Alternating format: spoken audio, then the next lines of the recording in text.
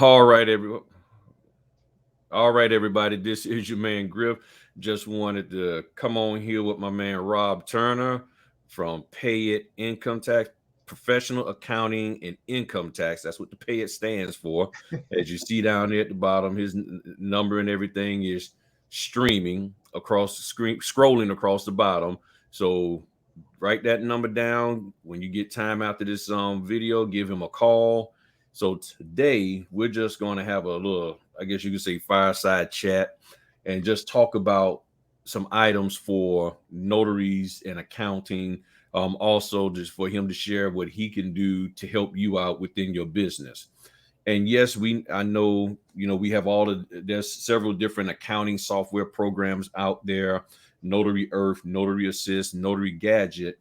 But at the same time, for some people, they may need some more personalized advice and help understanding how to open up, start up a LLC. What's the right, whether they need to be a C Corp or a S Corp, EIN information. So even though you may have a tool out there that you can plug numbers in, you still may need an accountant, which you see I have, and he's been my accountant for over 20 years, to help you out with the finer points of running your business so that you can be successful and make sure that you're properly dealing with the taxes and everything. So don't just, if you're not a professional, if you don't have that background, if you're not geared mentally to just put the time in to do it yourself, this is where a tax professional comes in to assist and to help you to make everything square, and that's the most important thing.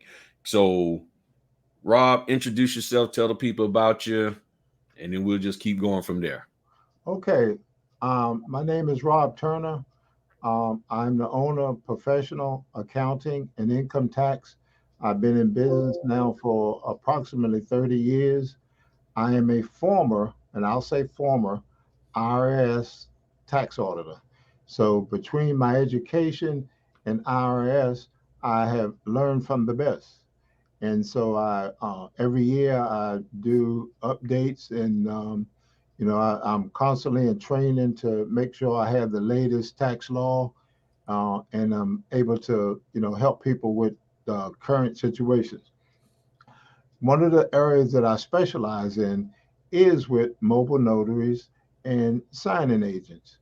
And you know, as in any business, I share with people all the time, what is the one of the key things that you need to know in business? And that is, if you can spend your time learning how to market and to make money, um, oftentimes people look at being in business, they say, oh, I'm so happy I've started my own business. But there's a whole lot that goes into running a business. People look at it and say, "Oh man, you got your own business. I know you're rolling in dough." But those folks are not there, whether you're at home office or actually have an outside office. They're not there when you're writing expenses and paying bills. So one of the things I have to focus on, even for my own businesses, I have to set goals as to how much money and set up a budget for myself to know how much money do I need every month to pay my bills and to make a comfortable return on my investment. And so it's not just the fact that you have a business. So many people look at it and think, oh, I got business cards, I'm in business. Business cards help you make money, but they don't, there's a whole lot more to running a business than just having business cards. So the thing you have to remember, it is the back office that determines whether a business is successful or not. And we have become back office experts. And so I share with people all the time, um, you know, get out there and figure out how to make money. There are things that you either don't know how to do, don't have the time to do, or simply don't want to do. So for many people, they'll say, well, I'm going to do this business. I'm going to get my husband or my wife, my significant others to do the paperwork. Well, if it's not the thing that they chose or want to do, they might do it for a little while, but you know, uh, this is not what they're going to do for over a long period of time. So um, that's the area that we specialize in. So in terms of being a back office expert, we provide a team of financial advisors to help you focus on being successful. We help you keep track of income and expenses. We provide financial reports. So most people, have not started out being in business. So most people have started out working for someone. So when you work for someone, you get a W 2, you're an employee. Well, getting that pay stub and knowing what your net pay is at the end of the week, or most people get paid every 2 weeks. So every 2 weeks, when you get your pay stub, it'll show your gross, it'll show the expenses that came out of that, and it'll show the net that you're actually receiving. Well, in business, that's considered as an income statement or profit and loss statement. So that's one of the big things that we provide for you. So that profit and loss statement, very similar to when you're an employee, that's the thing that you use to help you make business decisions with. Can you afford, to get a house or to keep renting, to pay more rent? Can you afford to take on more bills? So it's that financial statement that helps you, that gives you the information that helps you make those decisions. And having a monthly financial statement, it frees up your time to be more productive because you know where you are. It helps, gives you information to help you establish some goals. And so if you have a sense of where you are and the thing that, again, that you, as I mentioned earlier, don't want to do, don't have the knowledge to do, don't have the time to do, in most cases, it's likely to cost you one or two signings a month to pass the back office part off to me. And this is the thing that I enjoy doing. And so, also being as a back office expert, it saves you the cost of trying to hire an in-house accountant or bookkeeper. And so, um, again, you just have to look at this from the standpoint, and I always compare it to being an employee. If you have the information you need to make good decisions, and that's what we do in handling the back office for you. So um, other services that I provide in addition to, uh, providing financial statements for you, we also prepare tax returns, and it just depends on what your business is, whether you're a sole proprietor, whether you are LLC, whether you are in partnership, whether you're a corporation. We can provide all of those tax returns. We do those. There's an additional cost, when we're providing your tax return. But a big part of what we do in helping you with your back office is giving you advice. And so, you know, um, that's one of the important parts and big parts of what I do is meet with you on a regular basis, get input from you, and provide, sound advice so you can have information you need to make good business decisions. I am also a notary myself, so um, I have clients who simply come in and have documents, and I provide that service to them, uh, you know, out of convenience. Um, we'll move on a little bit. One of the things that I need that I would need you to do, or to say your job is to keep track of certain things. Give me just a second here.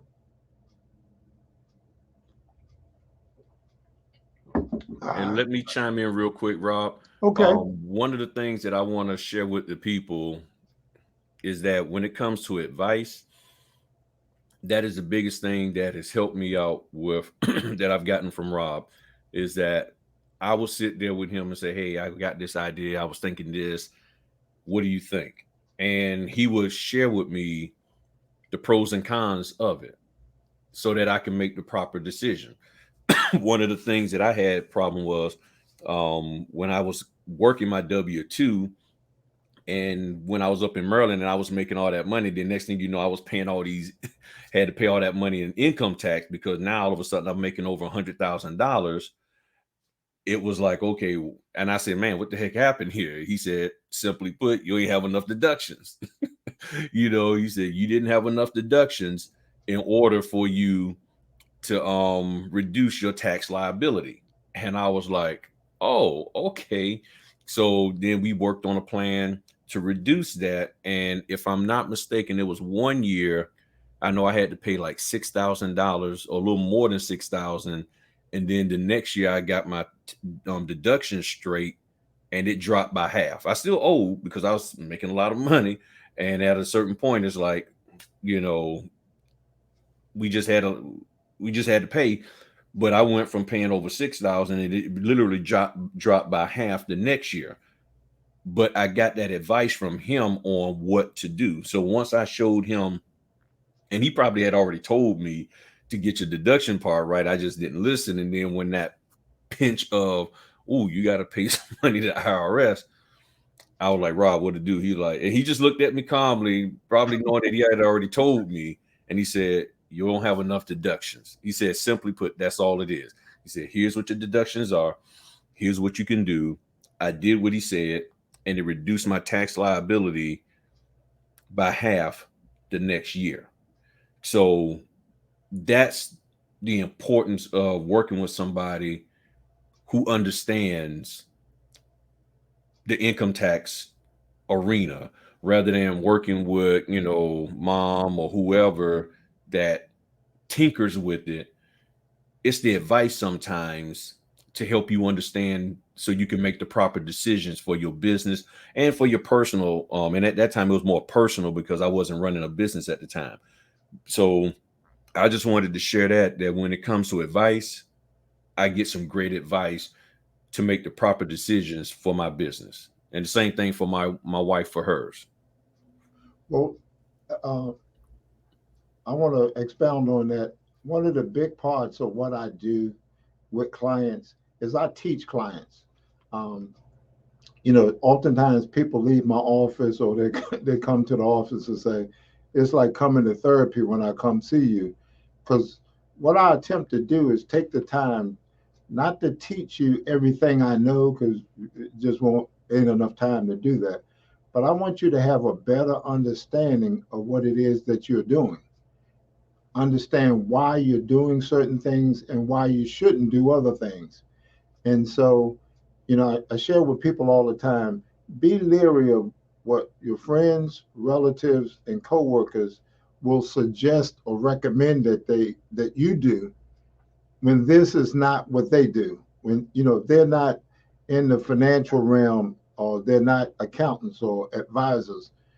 You get a lot of advice from a lot of people, um, but they're telling you something they heard, and they're telling you the tip of something that they may have read or heard, and now they become experts, and they're going to share it with you. So a big part of what I do with clients, and that is, I take the time with them to educate them as to, to answer their questions and to educate them.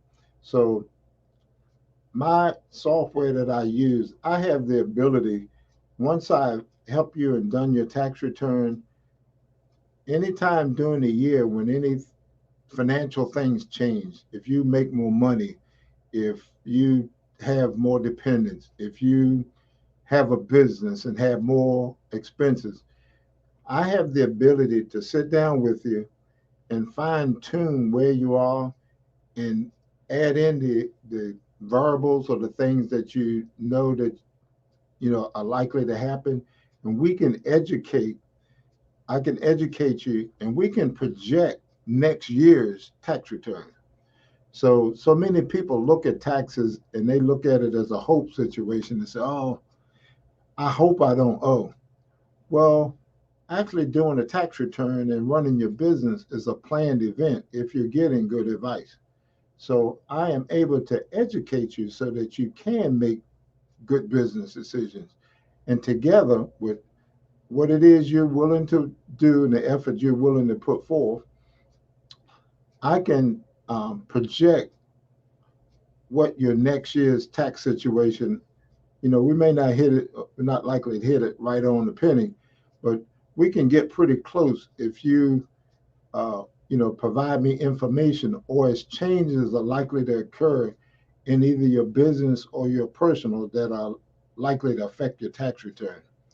And so that requires that we be in communication. So, you know, as things in your life change that affect your finances, that is the ideal time to call me and say, Rob, I am thinking of doing thus and so. Like a good example, you're in business. I'm trying to decide whether to buy a vehicle or lease a vehicle.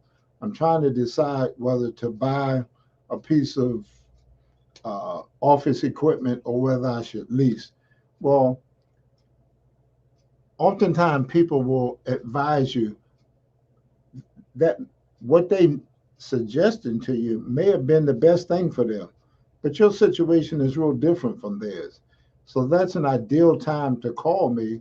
I can help you uh, to figure out if that is the right thing for you to do, not just, oh, my friend did that and it worked out for them. It may not be the best thing for you.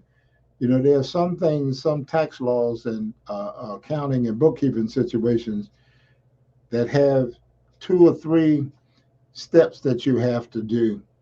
Um, a person advising you oftentimes is taking one of those steps.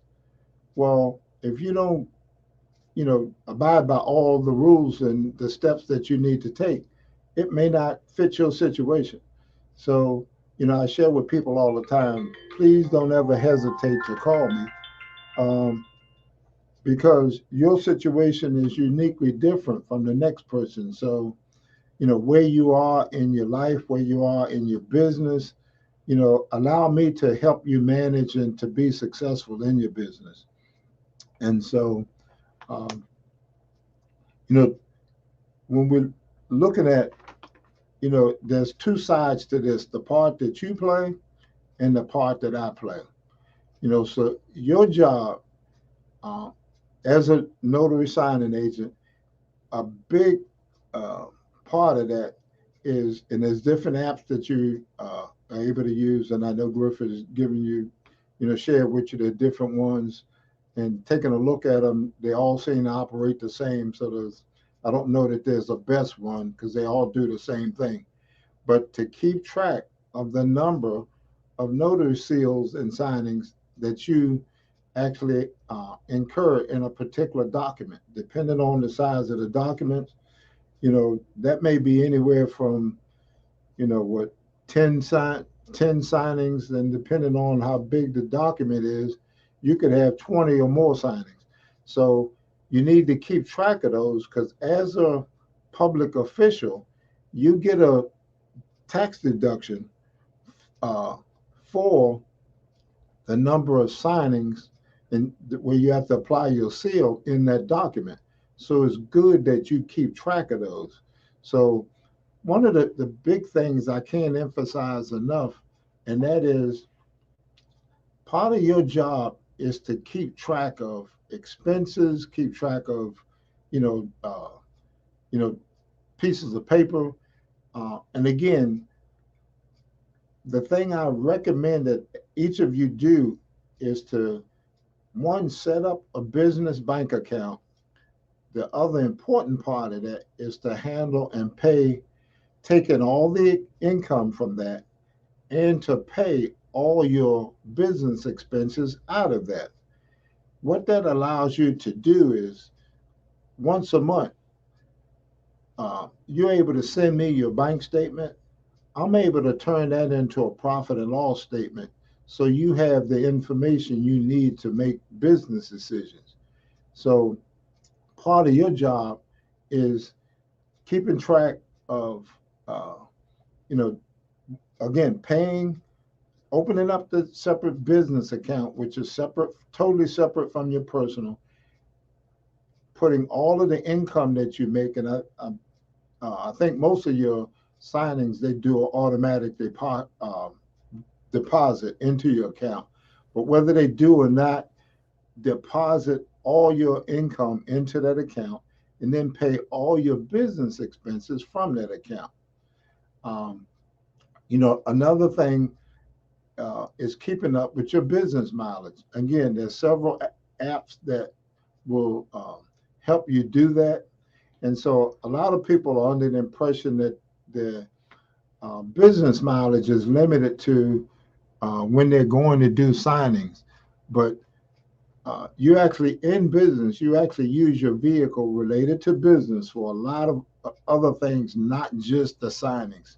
Like if you're going to the bank to make deposits, to, you know, getting more checks, the any, activities where you're going to the bank, those trips are business expenses.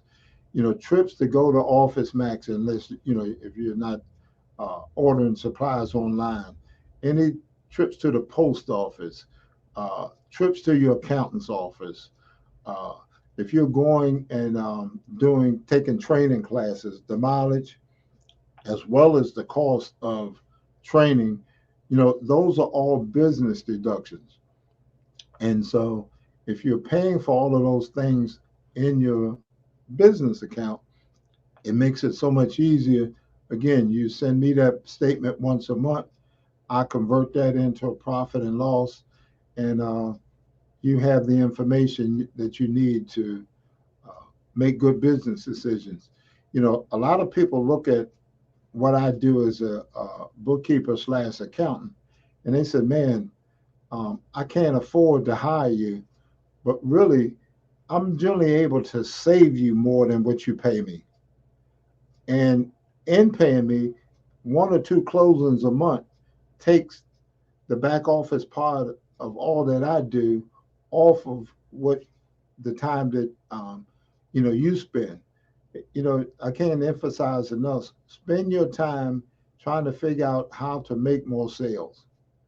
Um, so uh, I just can't emphasize that enough. So, you know, oftentimes, and especially where you are in your business, many of you are just getting started, as signing agents and mobile notaries. And it's the exact same principle I look at in my business. I have set goals for myself. So at the end of the month, I've set a goal that I want to make X amount of money. Well, what that means for me, I've got to do tax returns. I got to do bookkeeping, accounting. I got to do payroll. Um, I got to do financial advice. I even go out and do speaking engagements. Well, in order to get to that goal that I've set, each of those things add to that. So, you know, I, many of you probably look at this business and say, "Man, I'm only going to do the higher end things, like it costs more to do a corporate tax return than it costs to do an individual tax return." Well, I could sit around and say, "I'm only going to do corporate tax returns," but in doing that, I would not meet my goals that I set each month for myself. So I'm saying that to say to especially the new, those who early in this business, it all adds up when you get to the end of the month. So those of you who are looking at this and say, "Well, some signings are only say $85." Well, there's also some that are $150. But if I'm doing, I got to look at volume. Volume is where you make money. So if you're looking at volume, figure out how to make more volume. It all adds up. So, you know, some people will look at it and say, "Well, they're only paying $85 a month." But what if I could do 4 or 5 of those a day? Now, compare that to if you were an employee and you were making $85 a day, you'd have to work 8 hours to get $85. However, if you're doing signings, you might be able to do 4 or 5 of those a day. Now you just multiplied. So you could easily have made $350 to $400 in that one day. For many people, that's what they're making in a week. So it's taking them 5 days to make that same amount of money that you could potentially make in one day. So I don't look at this myself and say, well, I don't look at every dollar that I bring in and try to break it down, to the nth degree. I'm paid this much for paper. I'm doing that. What I'm trying to do is figure out how to market and make more sales, because at the end of the month, it all adds up, whether I've done an individual return, whether I'm doing bookkeeping, whether I'm doing payroll, it all adds up. So at the end of the month, I've got to make sure that I have enough money to run the business as well as pay, um, for some personal expenses that I have. And so I could just sit and look at, well, I'm only going to do tax returns. Well, I'd be missing out on a lot of additional money towards the goals that I set for myself every month. So, like I say, right now, I diversify what I do, which means there's different levels. And, I'll even compare this to Walmart. You know, you walk in Walmart, Walmart sells some 39-cent things, and you go in the back there where bicycles are or exercise equipment, they also sell some $400 and $500 things. Now, Walmart, their income is consists of all they made from the 39-cent things, as well as what they made from the $200 and $300 and $400 things. So my recommendation to you is, you could sit at home and just wait for uh, the $200 and $300 things, but you'd be missing out on a lot of smaller sales that add up when you get to the end of the month. And so if you're trying to pay your rent, trying to pay utilities, many of you got kids at an age where you're still providing for them. To me, the key is setting a goal, putting the energy and the time in, um, to figure out what is it that I need to do to meet this goal. So for me, meeting that goal is, bringing in income from some lower level income things, bringing in some income from some mid level things, as well as bringing in some income from some high level things. But again, at the end of the month, it all adds up. When I go to pay my mortgage or my um, utilities, they do not ask me where I got the money from.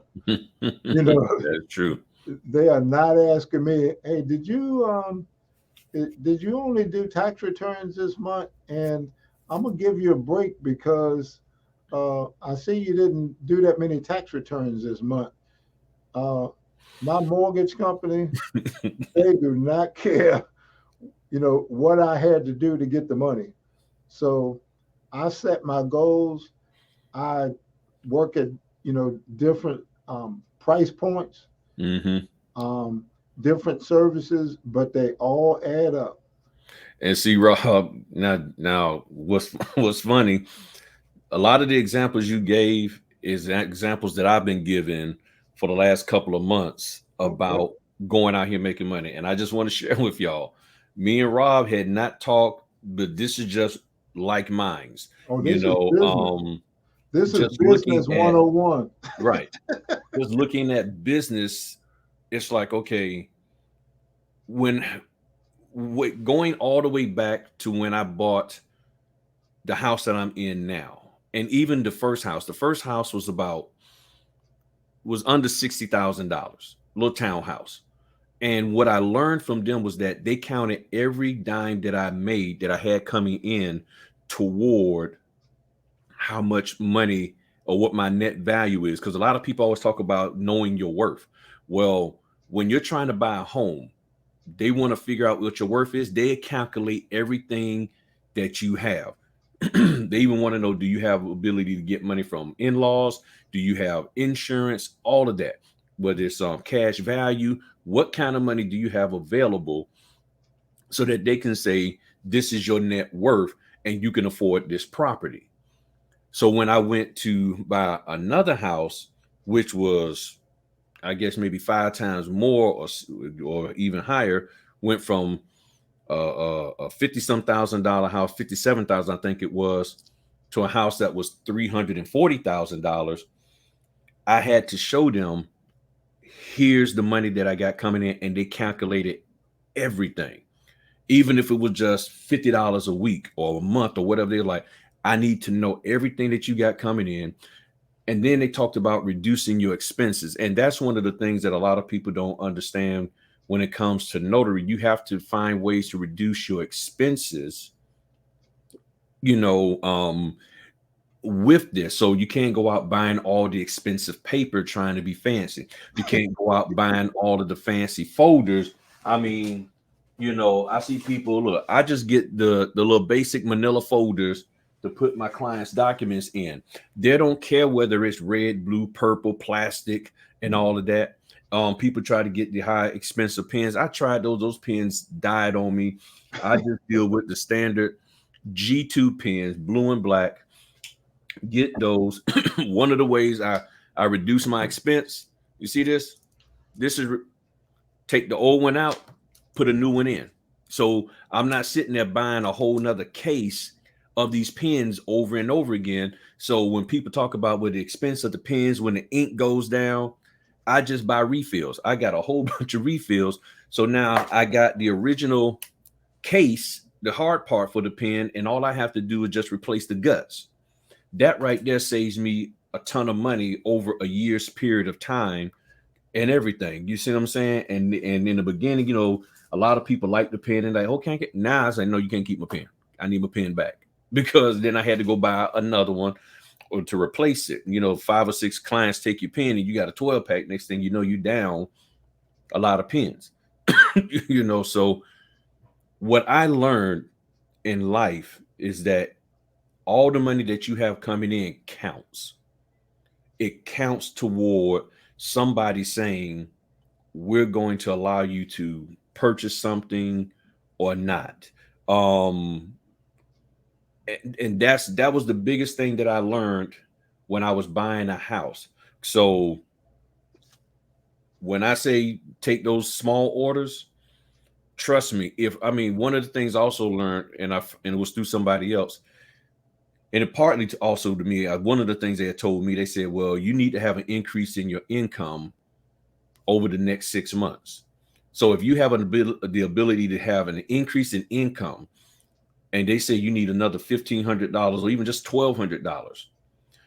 Well, if you take enough notary assignments, even though they may be under $100, you can get $1,200 worth of income coming in that they can account toward your net worth to say, okay, yes, you can afford this house. Because what they're doing now is calculating your debt to income ratio. So if $1,200 is what you need in order to buy this house, in order to buy a car, or whatever the case may be, then you probably you're going to be more focused on taking whatever orders you can. But when you don't think that those $65, those $85, those $95 orders account toward anything of value, you're like, I ain't worried about that, because you don't see the value in them. But I learned a long time ago, every dollar matters when you're trying to do something financially for yourself or for your family. So you need to, yes, you can get to the point, and as Rob put on the screen here, you can get to the point to where as you get more experience, then you can move toward just the higher dollar ones. And many notaries have. But the biggest problem that a lot of notaries are having is that they're trying to jump out here and definitively go into the higher fees right off the bat. And then you feel like you haven't accomplished anything after 4 or 6 months, when all you've seen is maybe out of 4 or 6 months, you might have seen 20, 125 or more orders, but out of those 20, you only got 2 or 3. So that's very discouraging. And you're looking at your expenses and all of that. But if you go back and reflect and you see all the other orders that you could have did, and you calculate how much that comes out to, and I did a video on that. Y'all know I did a video about that, where after 3 years, if I hadn't have taken those $100 or less orders, I would have missed out on over $39,000 of revenue. That's a whole year's salary for some people. Why would I do something to miss out on a whole year's worth of salary just because, well, it's $100, it's $95? So all of this counts. And lastly, swing it back to Rob. One of the things I also learned, when you're trying to apply for business credit, these banks want to see that you got accounts receivable, money coming in.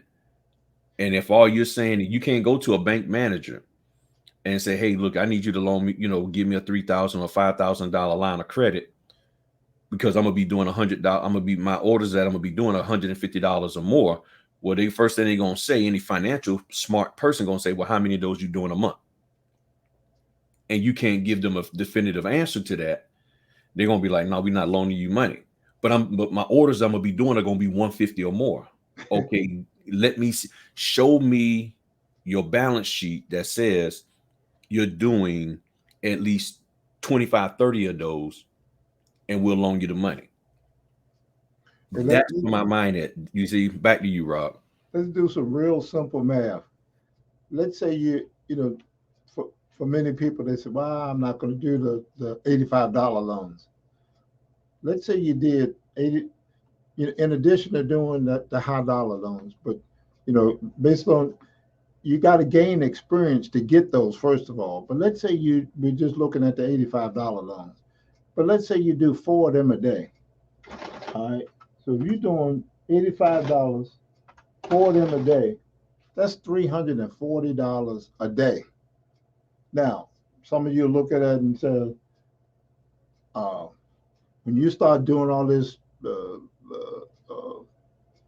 scientific math and break it down per the paper, the issue is what pays your bills. Money pays your bills, not whether you deducting paper or the computer or whatever.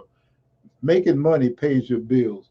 So let's say you're able to do 4 $85 signings a day, and you did 5 of those 5 days a week. You just made $17,000 for that. $1,700 for that week. And then you, a hard driving person, you work 50 weeks. You take 2 weeks off.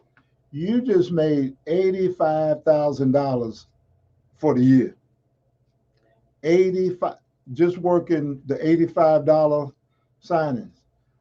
So when you start stacking them up and duplicate them, okay, yeah, you're going to have expenses, but the 85,000 is going to pay your mortgage and pay for some lot of things that you would like to do.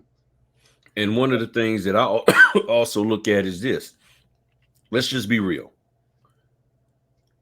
People have found ways at making $85 a day. Okay, $85 a day. They found ways to buy the food, the clothes, pay for daycare, pay for camping trips for their kids or summer camp. They found ways to go on trips to Cancun. They found ways to go on family reunions off of $85 a day. So if you can do all of that off of $85 a day, you mean to tell me if you're making $340 a day, $85K a year, that you can't make that same money? You can't find a way to pay those bills? That's the thing that I'm trying to understand when a person says an $85 order isn't worth my time.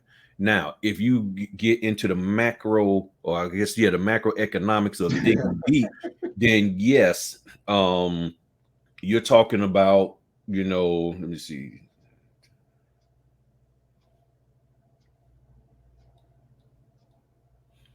Yeah, because I think at $85 a day, I think your job, you probably not even making $15,000 a year at Right. $85 a day. So you're talking about, let's just say if you were making 85,000 minus the 15,000, you just increase yourself by 70. So you mean to tell me if you're able to handle all of your family business on $15,000, and now you have an opportunity to make $70,000 more, how can you be in a poorhouse making $70,000 more? The dollar store just opened up another store. The dollar, and they're paying what people buy stuff for $1, but they're $1 billion company. They're doing volume. So how can a company that charges $1 for items have multiple stores, open up stores, have truckers paying gas, employees paying their part for health insurance, all of that? And no, I'm not Dollar Tree because I'm wearing green. I just happen to put on green today. But when you look at the expenses and what they are responsible for versus what you are truly responsible for, and you're only making 17,000 a year or 15,000, that let me see something. 20. Oh, I'm sorry, it came out to 22,000. Making $85 a day. My bad, my number was off. But you saying you making 22,000, so still at 85K minus 22,000, it was like 22,500. That's still a $62,000 increase. So if you taking care of your family off of 62,000 or less, and now you have a chance to make 70 to 60, 62 to $70,000 more by doing this business, getting paid the $85 that you already going back and forth to work for happily anyway, but you're doing it multiple times in a day. I still don't understand the concept of how you can say it's not worth my time. I'm worth more than that. But as I always say, if you say you're worth more than $85 for 1 or 2 hours worth of your time, then why aren't you getting more than what you making at your day job, and you're doing 8 hours to get $85? But I say you can do 85 and I can pay you 85 for two, but you're saying that's not worth your time. But you go to that job at $85 for 8 hours For 8 hours. happily, and then they get on your nerves, and you dress up even more. You got all your hair done, your beard done, all of that. You prep and everything. You get up extra early. All of this stuff for that $85 for 8 hours worth of time. And you put that smile on your face as soon as you hit that door, and then you wipe it off when you leave there. And then you do everything you can for the next however many hours and prepare to go back for another $85 for 8 hours. That's where I'm at. And I'm not trying to put anybody down, but when I hear people say and put down making money, and when you really look at the volume of what you can do and can actually create a better lifestyle for you, it just doesn't make sense. And if you sit there and try, and as I always say, if you're trying to trade dollars for hours, just like you're doing in just like you're doing, at a okay, at a regular job rather than run a business, it will depress you. It will. It will. It will truly depress you, and then you might as well not even do this. You might as well just focus your energy and time on getting them to pay you $150 a day. And keep in mind, I was making $360 a day. When I left my job, I was making $360. Okay. So I get it. So I'm like, and I work hard to make my 300 minimum per day. Some days I get it, some days I don't. But at the end of the day, with everything that I do, I'm able to pay my bills because I got the volume of money coming in. I've reduced my expenses. I've learned that from Rob, how to reduce those expenses. and I'm able to still live a comfortable lifestyle and not have the bank send the sheriff to drag me out of my house because I ain't paid my mortgage and I'm chaining myself to the banister. You see what I'm saying? I mean, so if you're willing to work, the stuff will come to you. Back to you, Rob. Okay. Uh, Another thing relative to the high dollar signings versus the average signings. One of the key things in terms of being in the business that you're in is to regularly update your profile. And what I mean there, um, some of you who are new in this business probably not even aware of the fact you're not even asked to do a signing based on your profile. So, like, let's say in your profile, you've only done 5 or 10 signings. Um, Me, as the mortgage company, I'm not as likely to call you as the person who has updated their profile and they've done 25 signings. And so I would recommend that on a regular basis, as you do more of these signings, you'll be gaining more experience.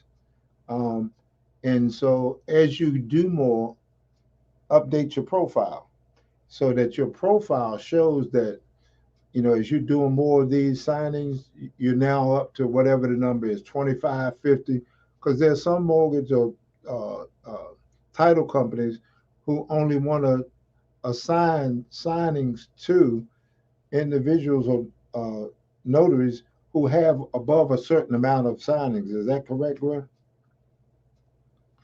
So Yep, that's correct. Yeah, that is correct constantly because that's the way they filter regularly out people. update your profile. Right. And recently, some of the companies have changed that because about a year ago, well, actually, when the pandemic first happened, and I've told this story to them before, and people, and I say it again for people who just come, who are new to the channel.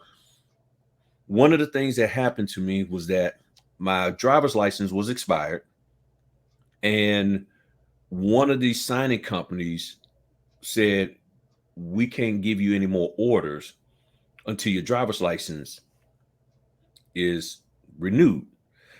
I said, "Well, I have the letter from the governor for the state of Virginia saying that, they've extended it." They said, "We understand, but our client is adamant that if your driver's license expired, irregardless of the pandemic, irregardless of this, whatever letter, they're not going to send you on an order." I was like, "Well, what's that?" I said, and that's when I started asking. I said, "So what you're telling me is that your requirement for me is different than their requirement for me?" And he said, "Yes."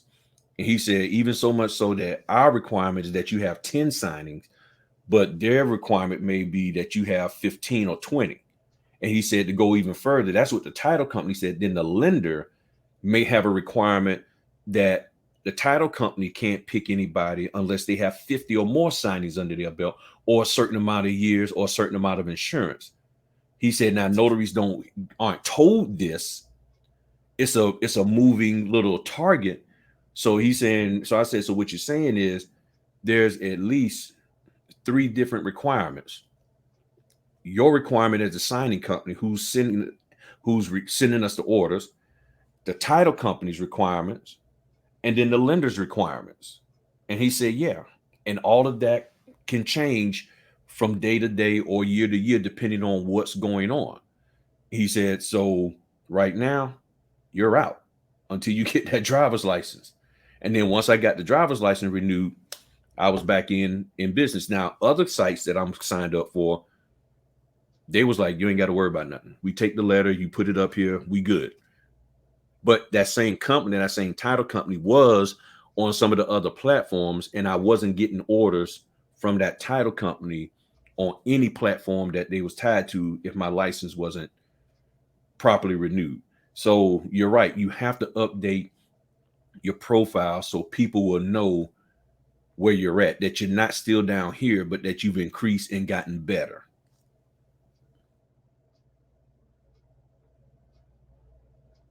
Back to you, Rob. Okay. Um, you know, what I have tried to do here is just and I will do this from time to time. Um, if you uh, express interest or concerns with Griff on accounting and bookkeeping things that you would like to know, um, I enjoy doing this. Um, you know, uh, you know, some of you who are just starting out, uh, unless you're doing, substantial amount of business, may or may not be able to afford what I do. Um, it's a reasonable number.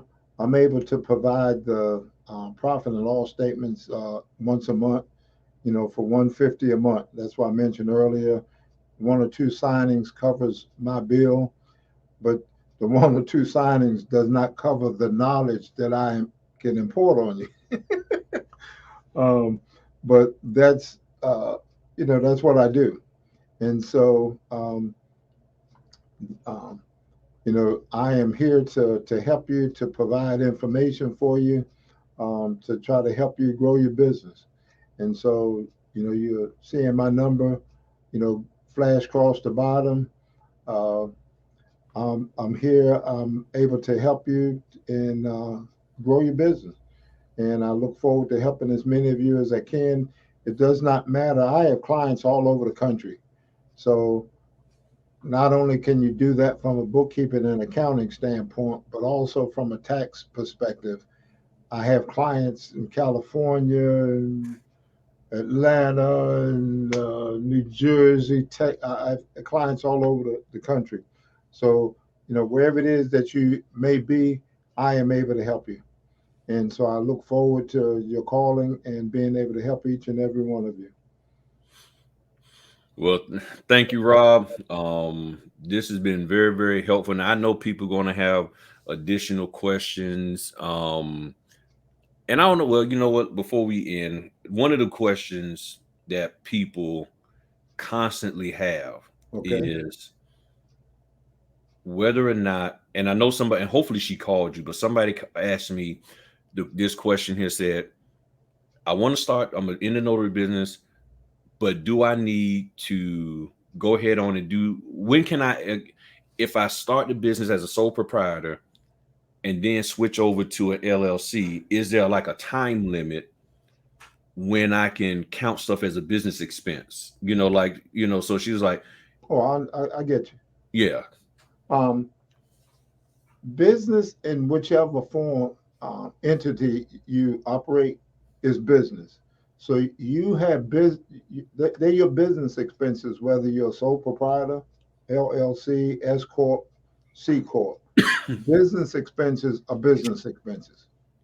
Okay. Um, gotcha. if they are, well, I recommend that folks become, if you're going to be in this business, to become an LLC. Being an LLC gives or provides some liability protection. I know y'all required to have a certain amount of liability coverage, but just being an LLC gives you an additional amount of liability protection. Because just say, for instance, you drive up on the client's property, you hit the gas when you meant to hit the brake, you knock down their mailbox and you kill their little cat that they treat like family. Well, they might want to sue you. Well, as a sole proprietor, you don't have any liability protection. But as a LLC, you have some additional liability protection. But uh, to answer your question more, it doesn't matter what form of business you have, the business expenses are the business expenses. What fee you would pay to me, that liability insurance, the paper, the mileage, it's all deductible. Um, and so there's no waiting to get to another level to take deductions. You Gotcha. get those deductions at whatever entity you have chosen to be in. It's up to you what entity you choose, what you can afford to do. But if, you know, I recommend that you at least be a LLC. If it's a minimal cost to be a LLC, Right. And I think on the last video we pointed out how don't go get the bank account and then do the LLC. Mm-hmm. Become the LLC, because one of the key things is you want to make sure that someone else doesn't already have the name that you've been sitting around and coming up with this name. Mm-hmm. Um, That is correct. Become the LLC, and what you'll find out is does someone else already have that name? Because you don't want to go get a bank account and then find out, oh man, somebody already has that name. I got to come up with something different. Now you got to work backwards. So Mm-hmm. try to create the LLC first. And normally you need that certificate Correct. in order to go and get the bank account. But That is correct. depending on the bank or credit union, they may let you operate differently. But uh, get the name, reserve the name, even if you're not ready to officially, pull the trigger and to become the LLC. You can actually reserve the name for, I think it's $10. Correct. Yeah, Um, $10 for about 4 months. yeah. So reserve the name or go in and get the name, become the LLC, get your bank account, so you're operating legitimately. Plus, being an LLC, one of the next things that you do, the stuff I could help you do or you could do, you want to get your employee ID number. So you want to operate as a business. You don't really want to operate as an individual. While everything is in your name, that may be the name of the LLC, but you want LLC behind it. And another thing that we've talked about one time before is, you know, there are folks who are going to recommend that you be a 1099. I laugh at that because there's no such thing as being a 1099. Right. You are either a sole proprietor, a LLC, S corporation, or C corporation, and so you have to form a business entity. And so, in my opinion, in my 30 years of experience, it's better in the business that you're in that you become a LLC, um, and so that you have the LLC has its own employee identification number. Gotcha. So, and somebody had texted me the other day about when they were setting up their LLC, should they set it up as a S corp or a C corp? Which one was best? And I told him, I said, I couldn't honestly tell you which one is best to do. I said maybe you have to contact an accountant and they talk to you and determine that. So could you just give us a Reader's Sure. Digest version of what the Okay. difference between the two? All right. A LLC is a totally separate entity.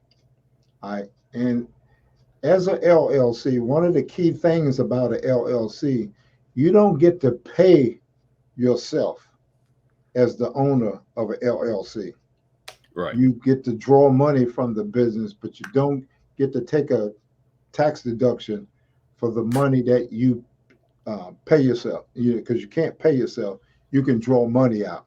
Right. So once you start to and they recommend that if you're drawing somewhere between $45,000 and $65,000, that's the time that it's a good time to.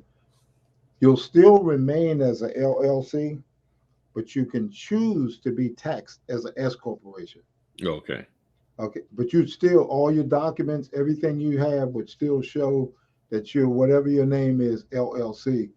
Is just for tax purposes, which the public doesn't see. You'll be taxed as a S corp because if to pay yourself, you have to actually set up, and I do payroll.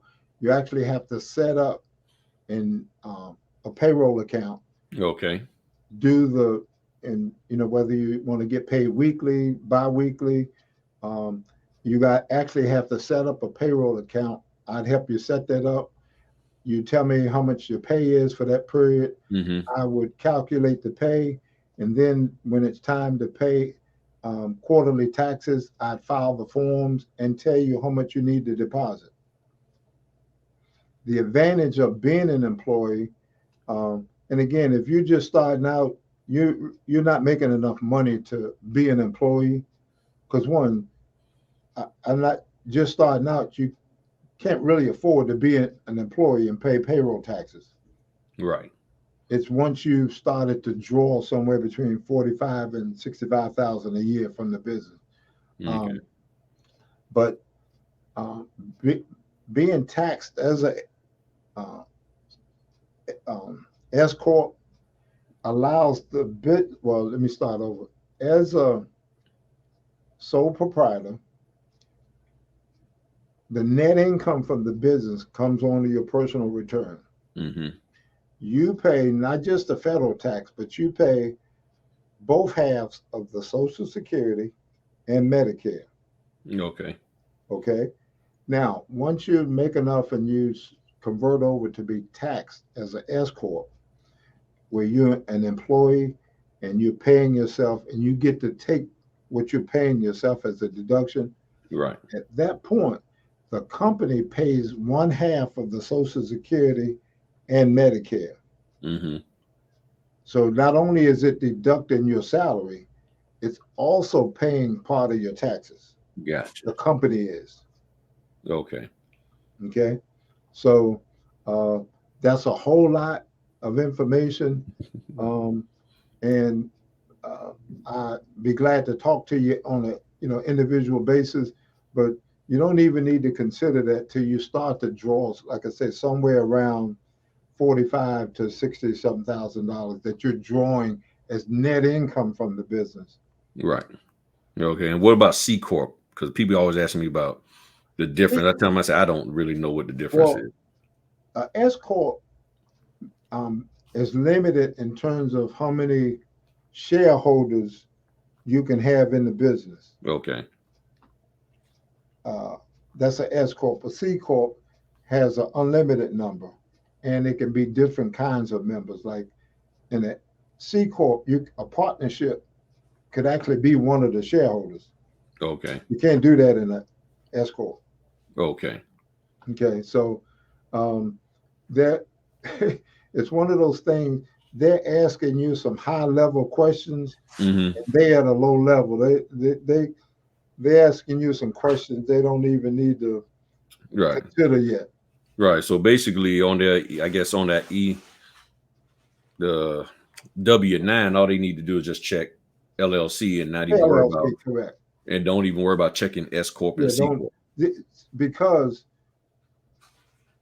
once you have being able to draw, like I said, 45 or more thousand from the business, Mm-hmm. the W-9, you're you're only a S corp for tax purposes. You're still a LLC. So on the W-9, checking the LLC box is all you need to do. Gotcha. Gotcha. Okay. Yeah. Let me share this real quick.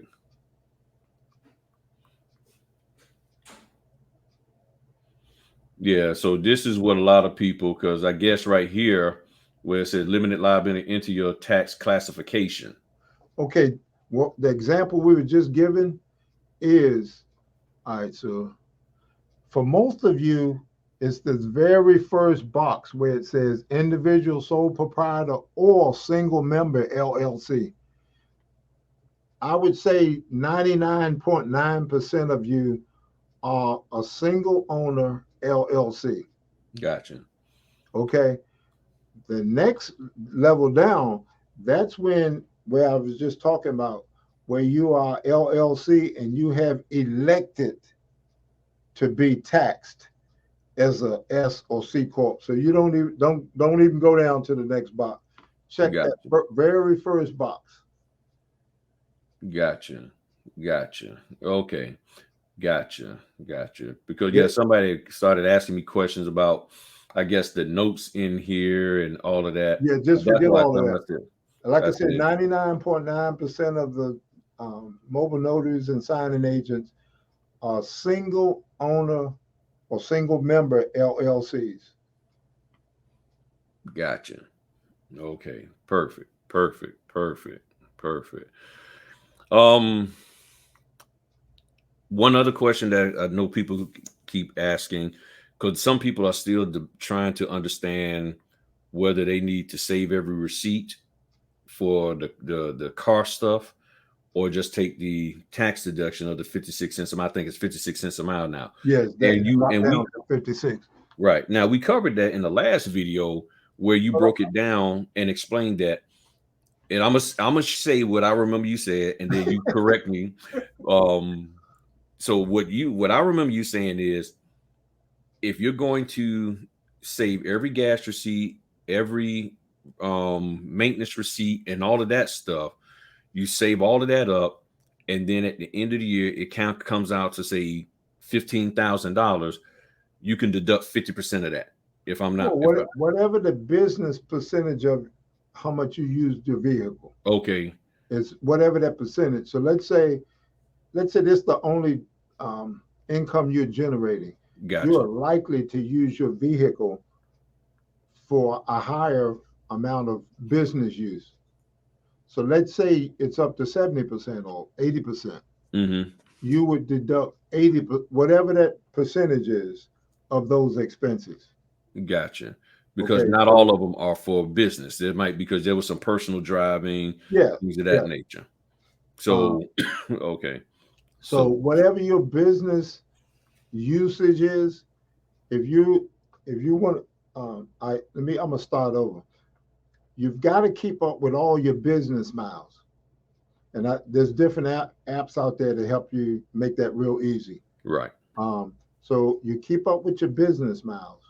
Now, so once you do that, now you have the option. Do you want to save every piece of paper, gas, oil change, tires, tune up, repairs? Do you want to save all those pieces of paper? Now, if you do, then you get the, and let's say the business use of your vehicle is 60%. You'd add up all those receipts for that month and take 60% of those, becomes your auto deduction. right. Or if you don't want to keep up with all those little pieces of paper, because a lot of them fade and all of that, you take the amount of business miles that you've driven times 56 cents a mile, and you don't have to keep up with those pieces of paper. You just keep up with the business miles. And the different apps helps you to keep up with that. Gotcha. Gotcha. Yeah, and I'm a what I'm gonna do here. So I'm gonna put in here,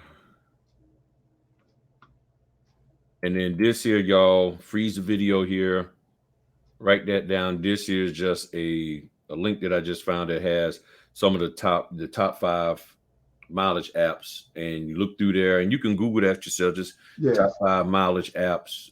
You got Hurdle, you got Trip Log, you got Mile IQ. And see, like for my car, I have a Wi-Fi device called Sprint Connect, and that tracks everywhere the car goes. Right.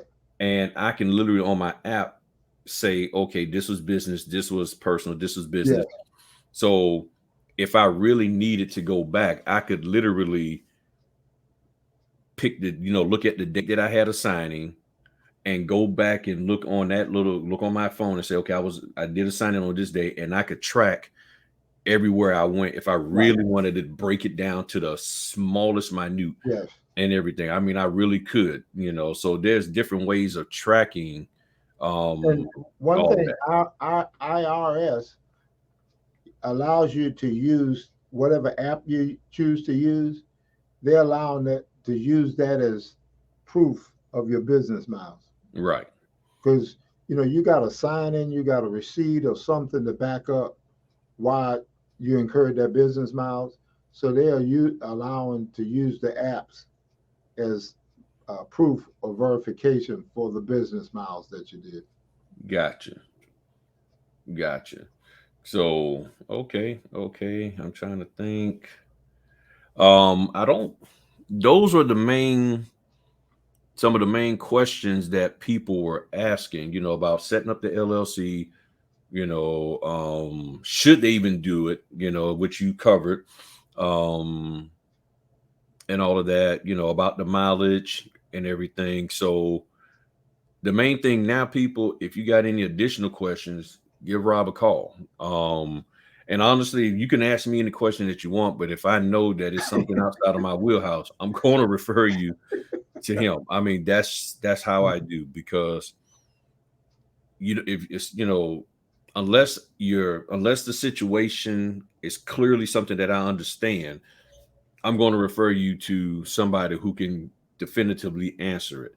And that's what we're supposed to do. So if it's a tax question, I mean, you could try to use me as the proxy, but I'm telling you, all I'm going to do is say, call Rob, set up with him, hear from him. I'm not going to, like, don't think that, well, I'm gonna call Griff, and then Griff gonna call Rob, get the answer, and then call me back with, Yeah, I'm not doing that. that's too much going on. Right. I'm not doing that. Okay. So and from time to time we'll do these videos, but honestly, if you just get with him, you will find the answers that you need, Yes. and make the determination of whether or not, you want to use his services, and ask any other questions. As I say, don't hop in Facebook trying to get tax advice.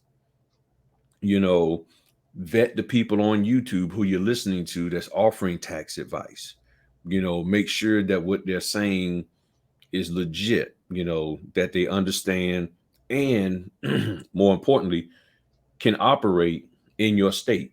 Because depending on the tax accountant, they might be banned from operating in your state because they did something they shouldn't have been doing.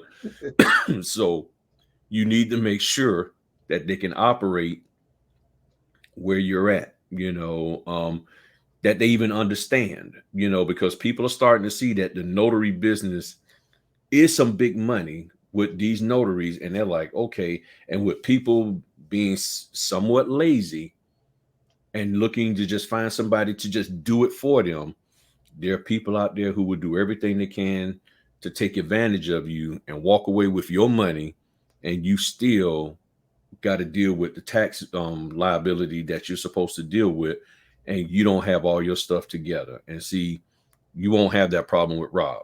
For 20 years, he's never walked out on me. Okay. No.